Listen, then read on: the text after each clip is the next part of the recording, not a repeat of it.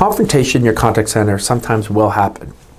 How we deal with these issues, though, is a trained skill that all of our middle management and supervisors must possess. What we wanted to talk about today are 5 strategies that we use here at Expedia for dealing with any type of issues that may happen on your contact center floor.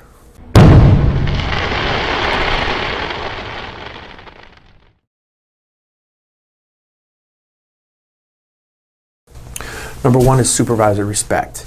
As a contact center manager or executive, it's your job to arm your middle management with all the tools that it needs to run their team. Do talk to them about greeting their reps as they come to the floor, about being dressed properly, about having a command of all the knowledge that is needed to run their team. If you have very high level, highly trained management, this will calm a lot of the issues that start to rear their head as the day goes on. The second strategy is understanding the expectations and consequences.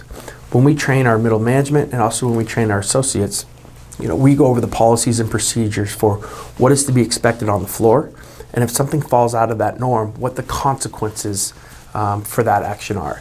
The last thing that you want is your supervisor, your middle manager, or your HR professional to be the judge and the jury on an issue.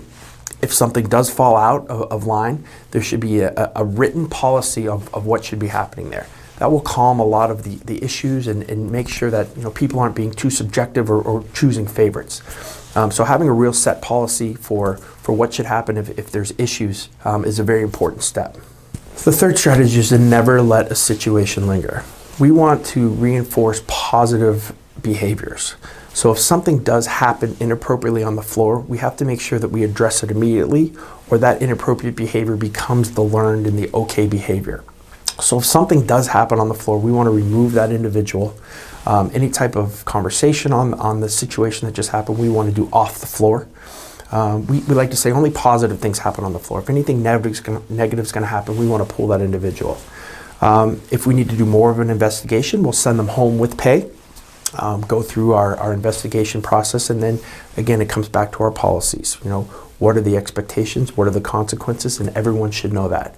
So that way you start to reinforce the trained behavior and learned behavior of, if I do something wrong, this is kind of what's going to happen. So there's no subjectivity. Managers aren't making decisions. We're just handling a situation, and we're letting the policy do the work. So that's a huge piece of the pie, is making sure that you're very structured and you're not allowing things to linger on the floor. The fourth strategy is for the middle management to really get to know their associates. So we keep all of our supervisors with the same team every single day. When a rep comes in for work, they're supposed to be greeted. We talk about your family, have some type of light chit chat.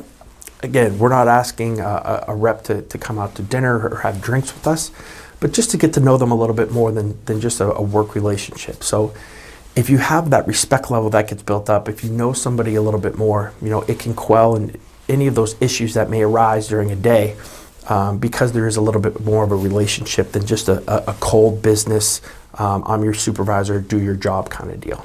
The fifth strategy is something we don't think about a lot, but it's how does our management manage their peers, right? Do you have a strong supervisor that maybe talks down about other supervisors? And that can corrode some of the respect level for some of the other management in the team. Do you have interdepartmental issues that sometimes arise with your management team, where they talk about maybe somebody from finance? All those things need to really be looked at. The reps and the associates, they see all that. They see what is okay behavior. So if there's a respect level between your management team and between the other areas and departments in your business that your management team respects, that will go a long way as well of calming any issues and making sure that we have a learned behavior that's a culture of respect. So I hope these strategies help you with any type of issues that arise in your contact center. Most of this is being very proactive, having very well-respected, well-educated middle management that knows their team, that if anything does happen, they're going to pull that person off the floor. They understand the policies and procedures with that. So, if you put the time into your middle management, if you make them become really great leaders and understand what is expected of them, you won't have many issues on your contact center floor. I hope that this helps. Thank you.